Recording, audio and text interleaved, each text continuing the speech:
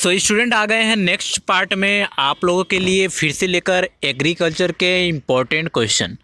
तो चलिए स्टार्ट करते हैं वीडियो और आपको बताते हैं एग्रीकल्चर के मोस्ट इम्पॉर्टेंट क्वेश्चन जो आपके लिए बेहतरीन है और आपके एंट्रेंस एग्ज़ाम में बहुत ही इम्पोर्टेंट भागीदारी निभाएंगे।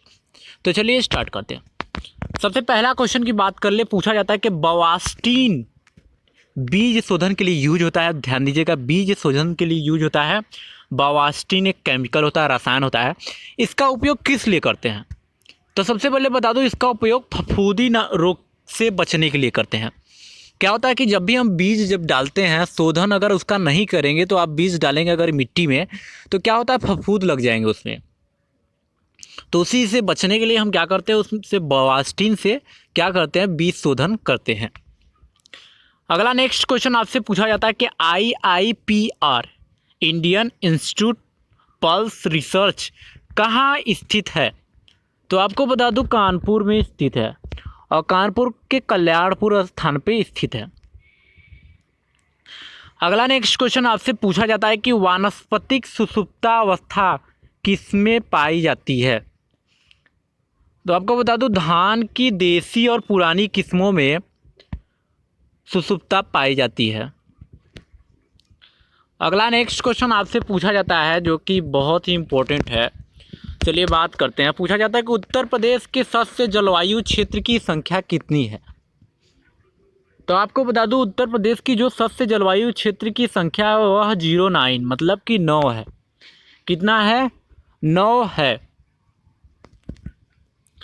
चलिए नेक्स्ट क्वेश्चन आपसे पूछा जाता है कि गोल्डन धान में प्रचुर मात्रा में क्या पाया जाता है? तो आपको बता दूं गोल्डन धान जो होता है उसमें प्रचुर मात्रा में अगर जाने तो विटामिन ए पाया जाता है। क्या पाया जाता है? विटामिन ए पाया जाता है। चलिए नेक्स्ट क्वेश्चन पे चलते हैं। पूछा जाता है कि बुशनिंग क्रिया किसमें की जाती है? तो आपको बता दूं गेहूं और धान की फसलों में बुशनिंग क्रिया की जाती है। गेहूं और धान फसलों में होती है, तो हम गेहूं दिए हैं यहाँ पे क्योंकि सबसे ज़्यादा इम्पोर्टेंट गेहूं में होता है। अब जान लीजिए कि बुशनिंग क्रिया होती क्या है। पहले बता दूं इसमें खड़ी धान की फसल में खरपतवार नियंत्रण किया जाता है। अगर खड़ी धान की फसल है तो उसमें जब हम खरपतवार का नियंत्रण करते हैं तो उसे कहते हैं बुशनिंग क्रिया। ऐसे ही कई प्रकार की क्रियाएं होती हैं जो आप नहीं जानते हैं, उसको जान लीजिए क्योंकि पेपर में पूछे जा सकते हैं। पूछा जाता है कि जीनिंग क्रिया क्या होती है? तो आप बता दो जिसमें रुई को दानों से अलग किया जाता है। मतलब जो रुई होते हैं उसमें से दाने जो उसके सीड्स होते हैं उसको जब अलग करते हैं तो उसे जीनिंग क्रिया कहते हैं। उसे जीनिंग क्रिया कहते हैं। और डीलिंग क्रिया जो होती है, डीलिंग क्रिया में क्या होता है, जिसमें बीज को रेशों से अलग किया जाता है। मतलब कि आप जान लीजिए जीनिंग क्रिया में इसमें वो क्रिया होती है, इसमें बीज रहता है। जैसे बीज के चारों तरफ ही रेशे रहते हैं ना, तो रेशे निकाल देते हैं, बीज अलग हो जाता है। रेशे निकाल के रख लेते हैं अपने पास। जब रेशे निकाल के रखते हैं तो जीनिंग क्रिया होती है। और इसमें से जब सीड निकाल के, डीलिंग क्रिया में ये होता है कि सीड निकाल के रख लेते हैं, तो उसे डीलिंग क्रिया कहते हैं। चलिए अगला नेक्स्ट करते हैं। और ध्यान दीजिए डीलिंग क्रिया करते समय बीज को साफ़ करने के लिए सल्फ्यूरिक अम्ल का घोल बनाते हैं। मतलब अगर इसमें हम जब बीज को साफ़ करने के लिए क्या करते हैं, सल्फ्यूरिक अम्ल का यूज करते हैं, ये भी जानते रहिए। अगला क्यूरिंग क्रिया क्या होती है? तो आपको बता दूं जो पत्तियों को धुएं द्वारा पकाने को कहा जाता है।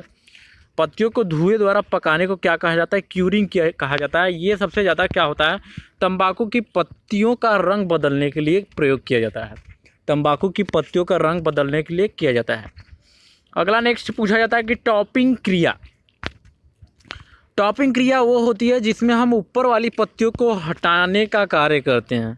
टॉपिंग क्रिया वह होती है जिसमें हम ऊपर वाली पत्तियों को हटाने का कार्य करते हैं, वो क्या होता है, टॉपिंग क्रिया होती है। अगला नेक्स्ट क्वेश्चन आपका रेटिंग क्या होता है? रेटिंग वो होता है कि रेशों को गीला करने की क्रिया को रेटिंग कहा जाता है। जब रेशों को हम गीला करते हैं तो उस क्रिया को हम क्या कहते हैं, रेटिंग कहते हैं, जिससे बीज और रेशे को अलग किया जाता है। और इस क्रिया से हम क्या करते हैं, बीज और रेशे को अलग करते हैं। चलिए नेक्स्ट क्वेश्चन पे चलते हैं। स्टफलिंग क्या होती है? आपको बता दूँ, स्टफलिंग के बारे में भी पेपर में पूछा जाता है, तो स्टफलिंग भी जान लीजिए क्या होता है। स्टफलिंग वह होता है कि रेशों को निकालने के कार्य को स्टफलिंग बोलते हैं। रेशों को निकालने के कार्य को, जब रेशे हम निकालते हैं तो उस कार्य को हम क्या कहते हैं? स्टफलिंग कहते हैं, जो रेटिंग क्रिया के बाद की जाती है। अभी रेटिंग के बारे में हमने बताया है, जो कि उसके बाद की जाती है। अगला नीपिंग क्रिया क्या होती है? तो ध्यान दीजिए, इसमें ऊपर वाली नई कली को, ये तो अक्सर आप देखते होंगे चने में करते हैं, चने की कली का ऊपर वाली तोड़ लेते हो, वही नीपिंग होती है। इसमें ऊपर वाली नई कली को या कलिका को तोड़ा या काटा जाता है। इससे फसल में वृद्धि और दाने बहुत अधिक और अच्छे होते हैं। चलिए नेक्स्ट पे चलते हैं। अगला नेक्स्ट आपका, सोयाबीन में सेटरिंग क्रिया अपने आप होती है। जो सोयाबीन होती है, आपको बता दूं, उसमें सेटरिंग जो क्रिया होती है, सेटरिंग क्रिया होती है, वो अपने आप होने लगती है जब फलियों का चटकना शुरू हो जाता है। ये भी ध्यान दीजिएगा, इसलिए मैंने ये पॉइंट लिया आज। चलिए नेक्स्ट क्वेश्चन पे चलते हैं। आपको बता दूं, हालिंग क्रिया क्या होती है? हालिंग क्रिया क्या होती है? तो आपको बता दूं, इसमें धान के छिलके को निकाल कर, मतलब जो धान का जो छिलका होता है उसको जब निकाल देते हैं तब चावल बनता है।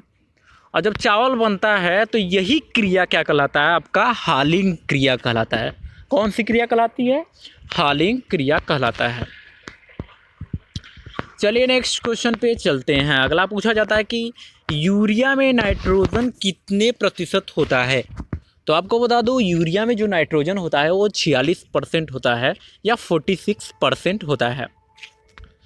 अगला नेक्स्ट है, चिपको आंदोलन किसके लिए हुआ था? तो आपको बता दूं, वृक्ष के लिए चिपको आंदोलन हुआ था। क्या हुआ था कि वृक्ष ऐसे लगा रहता था, मान लो ना ये वृक्ष है, ये लगा रहा था, यहाँ पे कई आदमी जो थे वो वृक्ष को ही घेर कर चारों तरफ से वृक्ष को ही घेर कर रख लिए थे, मतलब खड़े हो गए थे कि हम पेड़ को कटने ही नहीं देंगे।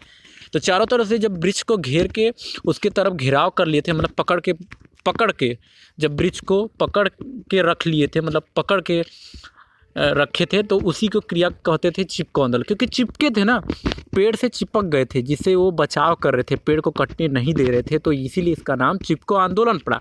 अब ये भी पूछा जाता है कि चिपको आंदोलन किसने आरंभ किया था? तो आपको बता दूं, जो चिपको आंदोलन था वो उसे आरंभ किया था सुंदरलाल बहुगुणा ने। किसने आरंभ किया था? सुंदरलाल बहुगुणा ने। अगला नेक्स्ट क्वेश्चन पे चलते हैं। चावल का कटोरा किस राज्य को कहा जाता है? तो आपको बता दूं, चावल का कटोरा जो कहा जाता है वो छत्तीसगढ़ को कहा जाता है। किसको कहा जाता है? छत्तीसगढ़ को कहा जाता है। नेक्स्ट क्वेश्चन पे चलते हैं। काली मिट्टी का स्थानीय नाम क्या है? तो आपको बता दूं, काली मिट्टी का जो स्थानीय नाम है वो रेगून मिट्टी कहलाता है। कौन सा है? रेगून मिट्टी। चलिए नेक्स्ट क्वेश्चन पे चलते हैं और आपको बताते हैं। नेक्स्ट क्वेश्चन पे आ गया कि धान का प्रथम बौनी किस्म कौन है? तो आपको बता दूं, IR8 जो होता है वो धान का प्रथम बौनी किस्म है। चलिए नेक्स्ट क्वेश्चन पे चलते हैं। प्रोडक्टिव क्रॉप के रूप में प्रयोग, यहाँ पे प्रोडक्टिव हो गया, यहाँ पे प्रोडक्टिव हो रहना चाहिए। क्या रहना चाहिए? प्रोडक्टिव, मतलब प्रोटेक्ट करते हैं। प्रोटेक्टिव क्रॉप में प्रयोग सबसे ज़्यादा किसकी की जाती है? तो आपको बता दूं, कुसुम एक प्रकार की फूल होती है। क्या होता है कि जैसे यहाँ पे आपका क्रॉप लगा है, ये आपका क्रॉप है, मान लीजिए लाइनिंग से ऐसी लगी है क्रॉप, और यहाँ पे कुसुम इधर भी लगा देते हैं और इधर भी लगा देते हैं और इधर भी लगा दिए और इधर भी, बीच में आपका क्रॉप है। जब ये पीला कलर का फूल या तो रंगीन फूल फूलेगा ये चारों तरफ से, तो क्या होता है, जब भी इंसेक्ट जो होती है वो उड़ के, इंसेक्ट मतलब कीड़ा, जब वो उड़ के आएगी तो वो देखेगी कि जो पीला फूल है उस पर अट्रैक्टिव ज़्यादा होगी, मतलब उसकी तरफ भागेगी और सोचेगी जो पीला रंग है इसी के ऊपर जाते हैं और इसे खाते हैं, बहुत अच्छा होगा खाने में। तो कीड़े जो कीट होते हैं वो अट्रैक्टिव चीज़ पर जाएगी, मतलब जो सबसे ज़्यादा दिखने में अच्छा लग रही है तो उसको उसके ऊपर जाएगी, जिससे आपका जो बीज का जो फसल है, ये जो फसल है वो बहुत ही अच्छी तरह से बचा रहेगा। तो इसीलिए कहा जाता है प्रोटेक्टिव क्रॉप के रूप में प्रयोग सबसे ज़्यादा किसकी की जाती है? तो आपको बता दूं, कुसुम की जाती है। चलिए नेक्स्ट पे चलते हैं। आपसे पूछा जाता है कि वनस्पतिक रूप से अनानास का फल, तो आपको बता दूं वनस्पतिक रूप से अनानास का फल सोरिसिस कहलाता है। कौन सा फल कहलाता है? सोरिसिस फल कहलाता है। चलिए नेक्स्ट पे चलते हैं। अमरूद की प्रमुख शर्करा क्या है? तो आपको बता दूं, ध्यान दीजिएगा, फल की जो भी शर्करा होती है वो फ्रक्टोज ही कहा जाती है। क्या कहा जाएगी? फ्रक्टोज। चलिए नेक्स्ट पे चलते हैं। एक वर्षीय सब्जी, तो आपको बता दूं भिंडी है। बहुत सारी ऐसी फसल है जो कि सबसे ज़्यादा पूछी जाती है, तो भिंडी है। और बहुत सारी ऐसी एक वर्षीय फसल है, तो आप भिंडी हमें थोड़ा सबसे ज़्यादा पूछा जाता है, इसलिए भिंडी को दिया। चलिए नेक्स्ट पे चलते हैं और आपको बताते हैं। नेक्स्ट में आपसे पूछा जाता है कि फलों को जल्द पकाने के लिए उपयुक्त रसायन कौन सा है? तो ध्यान दीजिएगा, गांव में अगर रहते होंगे तो फल पकाने के लिए कहते हैं कि कैल्शियम कार्बाइड, कार्बाइड नाम सुनते होंगे सबसे ज़्यादा। तो कार्बाइड का यूज ही कैल्शियम कार्बाइड होता है, जिसका फार्मूला होता है CaC3, उसका यूज होता है। चलिए नेक्स्ट पे चलते हैं। अगर आपको वीडियो पहले अच्छा लग रही है तो प्लीज़ लाइक कर दिया करिए। आप लाइक नहीं करते हैं, जैसे हमें ही फ़ायदा है, बहुत ज़्यादा हमें फ़ायदा मिल रही है आप लोगों से, तो प्लीज़ आप लाइक कर दिया करिए। प्लीज़ आपसे रिक्वेस्ट है, प्लीज़ लाइक कर दिया करिए और शेयर कर दिया। विश्व के फलोत्पादन में भारत का योगदान, तो आपको बता दूं विश्व में फलोत्पादन जो होता है उसमें भारत का योगदान सिर्फ 10% होता है। कितना परसेंट? 10% होता है। चलिए नेक्स्ट क्वेश्चन पे चलते हैं और आपको बता दूं सिल्विया एक प्रजाति है। तो सिल्विया एक प्रजाति जो है वो मटर की है। किसकी है? मटर की है। अगला नेक्स्ट पूछा जाता है कि अधिकतम निर्यात आय होती है। तो अधिकतम निर्यात आय जो होती है वो काजू की होती है। किसकी होती है? काजू की होती है। अगला नेक्स्ट क्वेश्चन आपसे पूछा जाता है कि बेमौसमी आम की प्रजाति कौन सा है? मतलब बिना मौसम के भी आप आम की प्रजाति जब बो देते हैं या उगा लेते हैं तो उसे ही बेमौसमी कहते हैं। और वो कौन सी आम की प्रजाति है? तो वो है निरंजन। कौन सी है? निरंजन है। तो आप घर पे लाइएगा और निरंजन ही आम का पेड़ लगाइए और बेमौसम फल खाइए। चलिए नेक्स्ट पे चलते हैं। भारत की प्रथम संकर किस्म का विकास किस फसल में हुआ सबसे पहले? तो आपको बता दूं सबसे पहले मक्का में हुआ। किस में हुआ? मक्का में, मेज में। नेक्स्ट पे चलते हैं। बीज की सुसुप्तावस्था दूर करने के लिए उचित रसायन कौन सी है? तो आपको बता दूं बीज की सुसुप्तावस्था दूर करने के लिए उचित जो रसायन होती है वो यूरिया होती है। थेयो यूरिया जो होती है वो क्या होती है? सुसुप्तावस्था दूर करने के लिए यूज होती है, ये रसायन है। तो स्टूडेंट, हमने आपको पूरा इंपॉर्टेंट क्वेश्चन जो कि एग्रीकल्चर के थे डे बाय डे कराता हूं, तो आज भी हमने इंपॉर्टेंट क्वेश्चन आपको करा दिए हैं अपने चैनल हाई फाई एजुकेटर में। तो आपसे प्लीज़ निवेदन है कि प्लीज़ आप सब्सक्राइब करिए, नए हैं तो चैनल पे, और लाइक्स करिए, कमेंट्स करके अपने क्वेश्चन पूछ सकते हैं।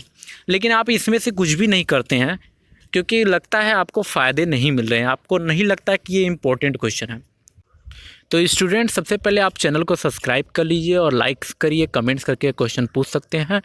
और अधिक वीडियो देखने के लिए हमारे प्लेलिस्ट पे जाकर वहाँ से सारी वीडियो देख सकते हैं। तो चलिए फिर मिलेंगे एक नेक्स्ट वीडियो में, तब तक के लिए बहुत बहुत धन्यवाद।